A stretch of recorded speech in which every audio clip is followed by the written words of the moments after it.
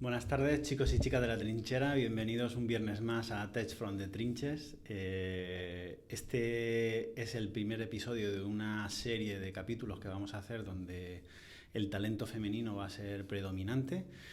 Creo que tocaba traer referentes en los que personas, en este caso mujeres, que se incorporan a las carreras profesionales techis, se puedan sentir de alguna manera identificadas.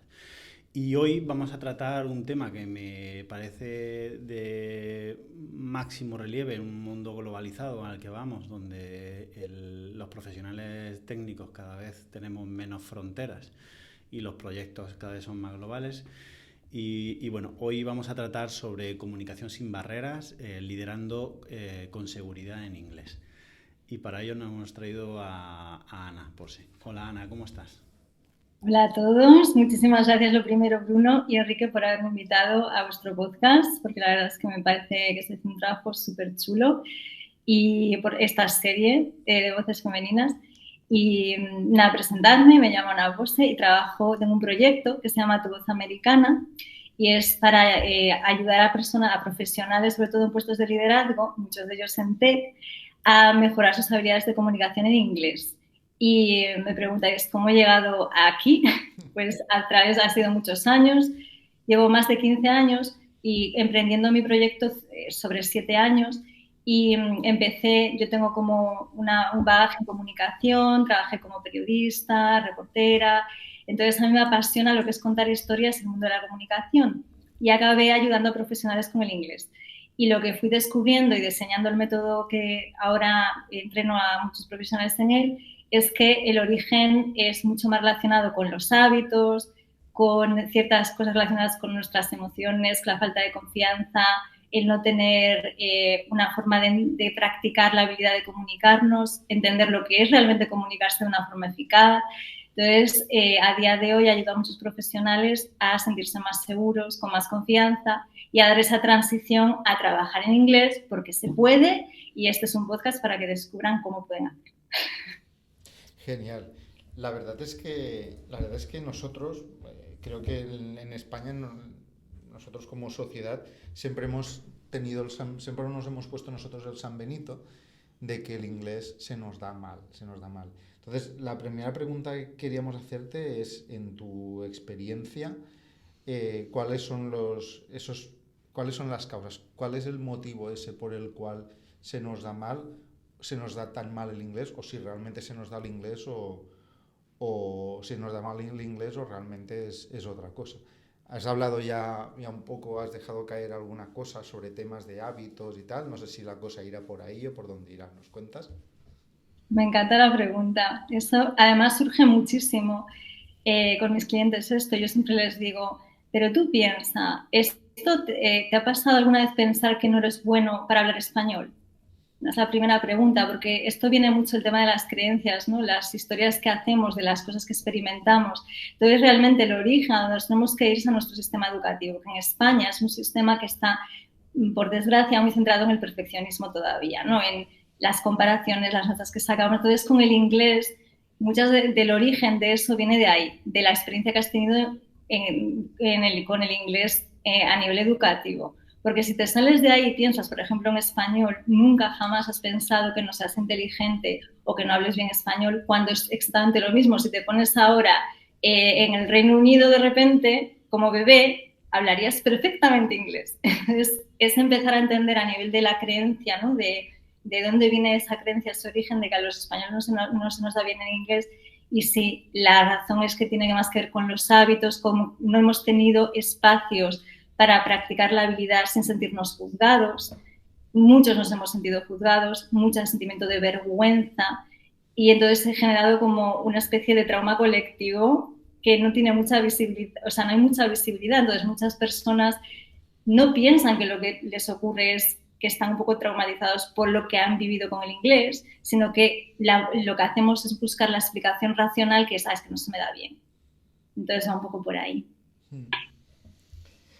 Eh, la parte de, la parte de la confianza que podamos tener los unos a la hora de hablar en inglés, supongo que por lo que dices será uno de los principales obstáculos, ¿no? Pues es que yo me pongo en la situación, bueno, no me tengo que poner en la situación, a mí me ha pasado que la primera barrera cuando vas a hablar te la pones tú mismo, te cuesta empezar porque empiezas a tener muchas inseguridades.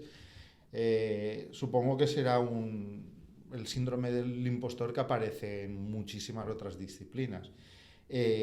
¿Tú qué consejos o qué estrategias crees que son más efectivas a la hora de superar este síndrome? Muy buenas preguntas. A ver, ya las preguntas son muy buenas. Lo primero yo diría que hay que pensar que la habilidad de comunicarnos es un 90% inteligencia emocional, irnos al cuerpo, y un 10% lenguaje. Y la fórmula está revertida. Muchos pensamos que es al revés, que tenemos que poner toda la energía en la parte del lenguaje, ¿no? De hasta que no tenga un nivel de fluidez avanzadísimo, tenga todo este vocabulario, y no, porque para tú comunicarte de forma eficaz, lo que tienes que hacer es utilizar un lenguaje sencillo y entender, o sea, tener muy claro lo que vas a decir, y eso lo puedes preparar. Luego, la comunicación es algo muy estratégico, es pensar en tu audiencia, ¿con quién me voy a comunicar? Pues mira, mi audiencia pues son del Reino Unido o son de Francia, no tienen nada que ver. Si tu audiencia es de Francia, ya no va a tener ese acento, ya no va a tener como aspectos del inglés como el connected speech, que te tendrías que entrenar ya de otra manera. Entonces, yo lo que veo es que en nuestro país se ha revertido la ecuación. Entonces, en vez de trabajar la parte emocional, porque la confianza es una habilidad que se desarrolla, uno no nace con confianza o con carisma, sino que son cosas que uno puede mejorar. Y en el caso del public speaking igual, uno aprende a comunicarse comunicando y practicando. Y en el tema de la confianza también es, tienes que hacerlo muchas veces, practicar, y de ahí vas creando ese músculo de confianza. Y luego también hay otras, a mí me gusta mucho usar visualizaciones, como técnicas de visualización para entrenar a nivel subconsciente, que viene a ser como una parte que nos lleva al cuerpo, ¿no? Porque lo que le pasa a mucha gente es que como tengo relacionado el inglés con una sensación no segura, lo que haces es protegerte de esa situación que te resulta amenazadora, ¿no? Te resulta extraña. Entonces necesitamos irnos al sistema nervioso, es decir, que empiezas a sentirlo como algo tranquilo, como algo como lo que te pasa en el español. Entonces, empieza sobre todo por entender que para tú comunicarte de forma eficaz no se trata de tener un montón de vocabulario, sino que el que tengas lo uses bien, y para eso tienes que estar tranquilo, y por eso tenemos que irnos al cuerpo. Entonces, yo diría empezar a entender que la habilidad tiene mucho que ver con la inteligencia emocional más que con el estudio de un montón de palabras o la memorización, que tampoco funciona la memorización, sino que tenemos que irnos a ponernos en situaciones de comunicación, y así vamos adquiriendo de forma más relevante el vocabulario. También es otra cosa. Muy interesante. Gran parte de nuestra audiencia, Ana, son gente que pertenece al mundo del desarrollo y tienen roles de dirección, ¿no? Tecnológica o de gestión de proyectos, y algunos pues probablemente estén precisamente en la batalla, ¿no? De liderar desde el inglés. Claro, el poder liderar, sobre todo en materias muy ingenieriles, sí que requiere a veces o muchas veces la necesidad de dominar una materia y adquirir un léxico y un argot pues que de alguna manera te permita sentirte cómodo, ¿vale? A la hora de liderar, porque al final tienes que demostrar tu valía, ¿no? Con el conocimiento. Y esto yo creo que no soy el único que piensa que a muchos que estamos ahí nos da pavor, ¿no? Es decir, no sé si es el síndrome del impostor, pero el tener la obligación de autoexigirse un nivel alto de inglés para poder liderar con solvencia, ¿no? En tu equipo. ¿Tú qué consejo darías? ¿Vale? No sé si este enfoque es el correcto o no, o ¿tú qué orientación darías a personas que estén en esa situación? Claro, con el síndrome del impostor, que también viene mucho, está muy relacionado con el perfeccionismo también, porque claro, con el síndrome del impostor tenemos que ver, tú como profesional, primero irnos a las fortalezas que tú tienes como profesional y líder de equipos. que son muchas y que van más allá del inglés, ¿no? O sea, tú estás en ese puesto y, como decía antes, si tú reviertes la ecuación y le pones el 90% realmente de tu efectividad como comunicador líder de equipos está en tu inteligencia emocional, cambia mucho a la hora de valorar ese, ¿no? De cómo ese síndrome del impostor te está limitando tanto, porque lo estás poniendo todo y es normal, porque es algo emocional. Entonces, digamos que a nivel racional tú dices, el nivel de, hay un montón de excusas porque ese síndrome del impostor está activado, entonces te va a decir, por ese síndrome del impostor, ¿qué vas a pensar? Pues que mi nivel de inglés no es suficiente, que necesito tener todo este jargon, que necesito tener todo este vocabulario. Entonces, por un lado, sí es verdad que adquirir cierto jargon específico de tu expertise es importante para comunicarte con tu equipo, porque hay que pensar siempre, comunicación eficaz, la audiencia, ¿a quién me dirijo? Pues si tengo una conferencia con expertos de tech o estoy dirigiendo un equipo del mundo tecnológico, tengo que practicar ese jargon. Entonces, eso también lo tienes que hacer, pero siempre de forma estratégica, ¿vale? Entonces, ahí tú ya tienes una vez que podemos también como planificar y tomar acción de cómo lo puedo mejorar, empiezas a sentir el que tomas el control y las riendas, ¿no?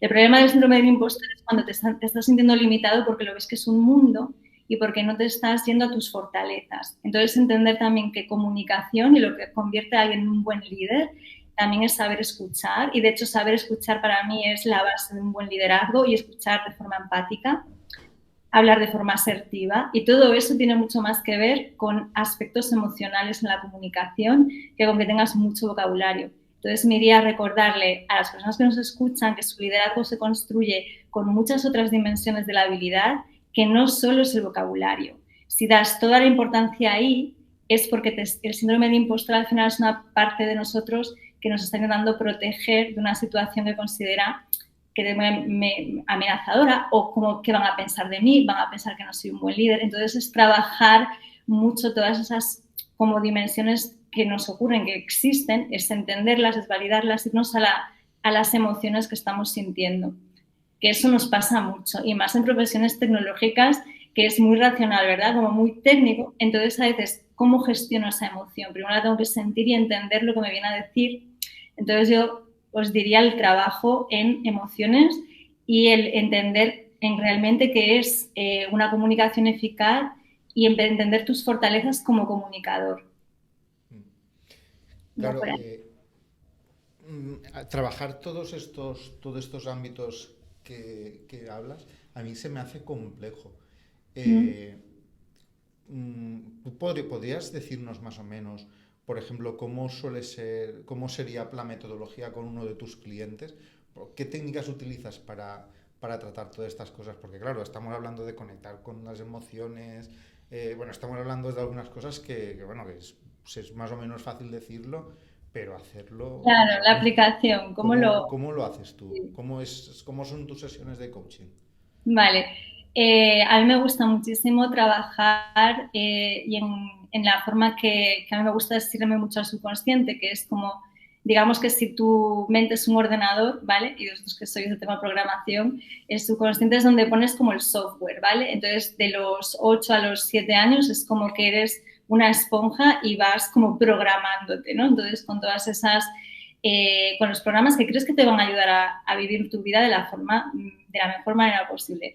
Pero a veces hay algunos de esos software que nos ponen, que se programa ahí, que no nos están ayudando una vez que somos adultos. Uno de ellos es este del inglés. Mi inglés no es suficiente, no soy bueno hablando inglés, a los españoles no se nos da bien el inglés, ¿no? Son, digamos, softwares que no nos están ayudando, o creencias que nos están limitando. Entonces, tenemos que irnos a esa parte. El subconsciente tiene mucho que ver con el cuerpo, la inteligencia del cuerpo. Entonces, ¿cómo yo trabajo eso? A mí me gusta muchísimo el trabajo de niño interior. Entonces, me voy a esa parte. Yo lo llamo trabajo en las partes, ¿no? Entonces, el niño interior es una parte del subconsciente, entonces me voy mucho a la integración de esa parte dentro de nosotros, porque el perfeccionismo viene mucho de esa parte, ese niño interno, que siente como esa amenaza de no me van a querer, me van a rechazar si cometo este error. Entonces, es algo como que nos tenemos que ir a esa profundidad ahí y hacer ese trabajo. Entonces, a mí me gusta hacerlo de una forma muy aplicada a la habilidad de comunicación, ¿no? De todo lo que surge. Entonces, con mis clientes tenemos muchas conversaciones que son muy de coaching, ¿no? Con muchas preguntas, de reflexión, de que se den cuenta de cuál es la evidencia de que esto es verdad. Por ejemplo, si tú me dices, mi inglés, o sea, estoy hablando y es que mi inglés no es bueno. Yo en inglés no hablo bien, ¿no? No se me da a dar bien nunca. Entonces, me gusta hacer como preguntas para que veas cuál es la evidencia de que eso es verdad o que hay una historia detrás de ello, resultado de una experiencia que has vivido en el pasado. Porque por lo general, cuando esto es así, es que lo que vives ahora de adulto, cuando hay una situación emocional fuerte, te lleva a una historia de cuando eras más pequeño o adolescente, que es cuando realmente estamos como eso, es como el ordenador, ¿no? Los programas de software se están instalando en ese momento. Entonces hago un trabajo de este tipo y ayuda mucho a desbloquear toda la parte, pero ya no solo del inglés, sino de la creatividad. Niño interior está muy relacionado con la creatividad, por ejemplo, en vuestro ámbito, tema tecnológico, el conseguir llegar a soluciones creativas. Para eso necesitamos conectar con la creatividad. Entonces, si tengo una mente más rígida en ese sentido, ¿no? Esa parte del niño interior te ayuda a conectar con la creatividad. Y yo, por ejemplo, me gusta mucho un libro que se llama The Artist's Way, El camino del artista, de Julia Cameron, y lo recomiendo un montón. Julia Cameron era escritora, bueno, era guionista de cine, y hizo este libro para ayudar a desbloquear la creatividad. Entonces podemos pensar, pero es para artistas. Pero realmente no es para todos, porque todos al final se nos bloquea la creatividad a muchos, ¿no? El tema del perfeccionismo es algo, no sé vosotros cómo lo lleváis, pero yo soy una perfeccionista en recuperación, ¿no? Entonces, en el tema, por ejemplo, de una habilidad como hablar en público, ya no solo en inglés, también en español, nos pasa muchísimo lo del perfeccionismo. El síndrome del impostor tiene, aunque es diferente, hay una relación con la autocrítica, ¿no? Que nos damos a nosotros mismos, de no ser, o sea, no ser lo suficientemente bueno como profesional cuando realmente estás más que preparado para ese puesto. Entonces, me gusta mucho trabajar desde ahí. Me ha resultado muy llamativo si he entendido bien un poco lo que nos querías trasladar en esta pregunta. O sea, no todo el mundo parte en el aprendizaje del idioma desde un mismo punto, o no todos los puntos desde donde empiezas ese aprendizaje es el más óptimo. Hay que retrotraerse a una posición quizá de apertura de mente o de ideas que te posibilita tener una mayor posibilidad de adquirir el idioma de una manera, pues, no sé si más interiorizable o más eficiente. Es así, ¿no? Es lo que traslada. Y creo que eso me gusta mucho porque yo soy una persona que, creo que ya en este podcast salió alguna vez, que le gusta mucho el concepto de la liminalidad. Es decir, que tú por un lado unes ese concepto de coaching, de psicología, junto con el aprendizaje del idioma, ¿no? Son dos cosas que aparentemente no tienen nada que ver, pero las juntas y encuentras un camino, ¿no? En este caso es un camino profesional que me parece súper interesante. Así que enhorabuena, me parece muy chulo. Sí, a mí una curiosidad también es pues, no sé, cómo, porque al final estás proponiendo unas estrategias para aprender inglés que no sé si se contradicen con la estrategia más oficialista de la academia, de que existen unos cuantos niveles y hay un nivel mínimo para acceder. No sé si es que se contradicen, pero como mínimo lo que sí que parece que estamos viendo es que esa estrategia no es suficiente y hay que meterle alguna cosa más. Entonces a mí hay una pregunta obvia que me surge es si realmente estos niveles que tenemos, que hay según la escala, o puede ser de la A a la C, o pueden ser avanzado, intermedio, proficiency o como sea, ¿vale? Si realmente para ser efectivo, para comunicarse bien y tener éxito en una comunicación, hace falta algún nivel concreto, la primera cosa que me ha saltado a la mente es esta. Y la otra cosa que me viene a la mente es, ostras, ¿y cómo has llegado tú a todo esto? Antes nos has hablado un poco de tu trayectoria, pero yo veo que aquí hay mucha combinación de conceptos que los has tenido que cocinar tú misma, ¿no? Porque Sí. no es, porque es como, es una mezcla curiosa, en lo que dice Enrique, entre psicología, más la cosa más aplicada al idioma y tal. Entonces, a ver, empezando por el tema de los niveles, ¿se requiere algún nivel mínimo para poder ir por ahí con inglés? Vale, genial vuestras preguntas, me encantan. Vale, lo de los niveles.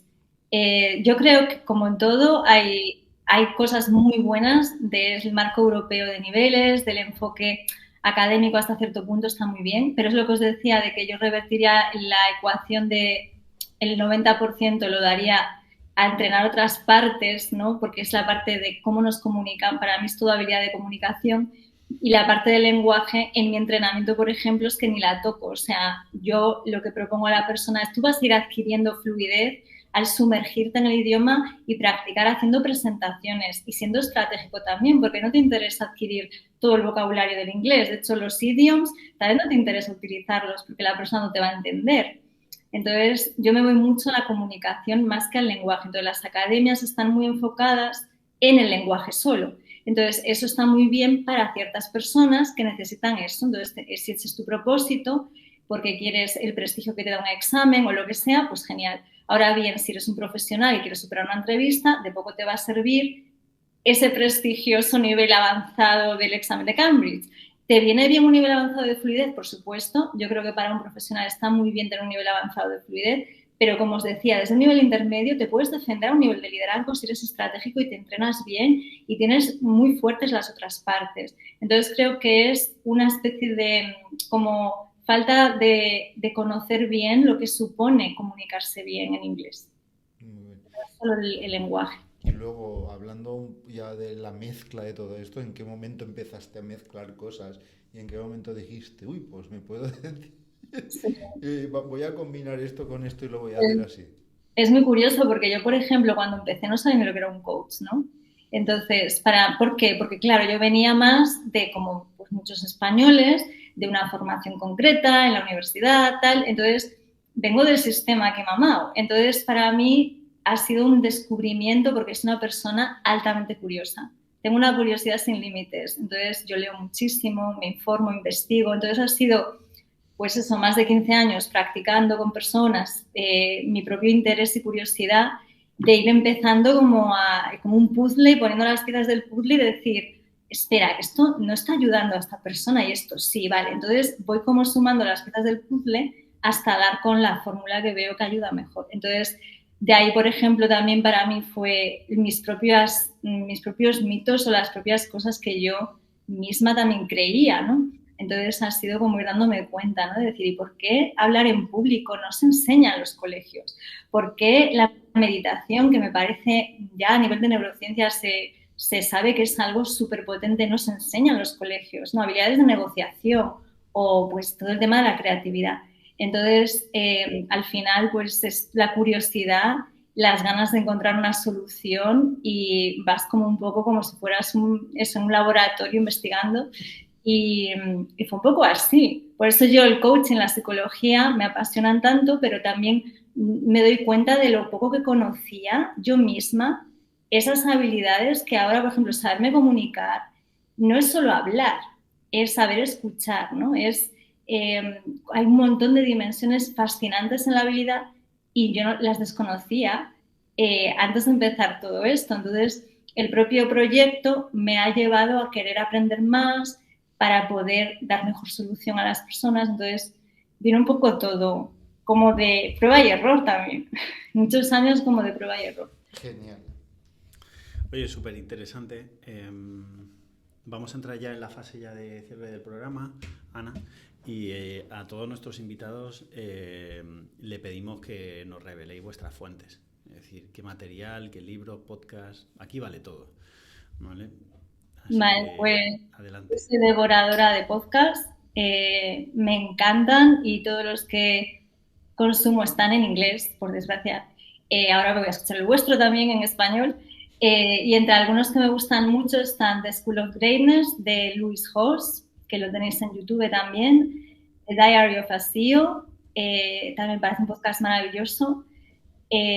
Luego el de Brené Brown, me parece que está súper bien, el de Oprah. Entonces, digamos que yo estoy como muy con un pie en Estados Unidos porque todo lo que consumo viene de allí y luego tal vez me escucho un podcast que me gusta y me leo el libro. Entonces también leo muchos libros, todos de no ficción, que está un poco mal porque es como que estoy obsesionada con aprender, entonces todo el rato leo cosas de no ficción. Pero sí, y luego, pues también, sí, a ver, cuando hablamos de referentes también escucho mi propia intuición, pero me encanta aprender y ahora mismo hay una universidad en YouTube escuchando podcasts que tienen eso, pues charlas con gente fascinante, súper interesante. Entonces sí que soy bastante consumidora de contenidos. Sí, la verdad es que tenemos suerte de vivir en esta era por la cantidad de información que hay. Si la sabemos administrar bien y somos estratégicos, tenemos suerte. Y si tuvieras la posibilidad de retroceder en el tiempo y hacer alguna cosa diferente de cómo lo has hecho, ¿qué cambiarías de cómo has hecho las cosas? Vale, esta pregunta la voy a responder de dos maneras. La primera, no cambiaría nada, por un lado, porque no tendría, ¿sabes? Creo que los retos, las cosas que han sido complicadas, me han dado otras fortalezas, ¿no? Entonces, al final no conocería a la gente que he conocido. Entonces, por un lado, no cambiaría nada. Y luego, por otro, si pudiera cambiar, pues lo primero, ahora a la persona que fui en su pasado le diría sobre todo eso, ¿no? Que los errores al final son oportunidades para aprender. Entonces, que siga aprendiendo, que siga mi curiosidad, que siga las cosas que realmente me hacen sentirme viva y que más me gustan, porque muchas veces lo ves todo tan complicado que a veces tienes ganas de dejarlo. Entonces, creo que el aprender a no ser, sí, a darte a ti misma como el cariño que le puede mejor amigo que a veces no te lo das a ti, y no, que no te importe mucho lo que piensan los demás, porque al final a la gente no le importa realmente mucho, no le importas tanto, ¿no? Digamos. Entonces, que eso te dé libertad para lanzarte y hacer las cosas que realmente quieres hacer. Genial, muy buenos consejos. Muy bien, muy bien. Muchas gracias. Bueno, pues Ana, se ha hecho corto. Ya hemos llegado al final. Muchas gracias por tu tiempo, por la claridad a la hora de exponer, por tu punto de vista y tu objetivo profesional tan peculiar o diferente, ¿vale? Pero a la vez súper interesante.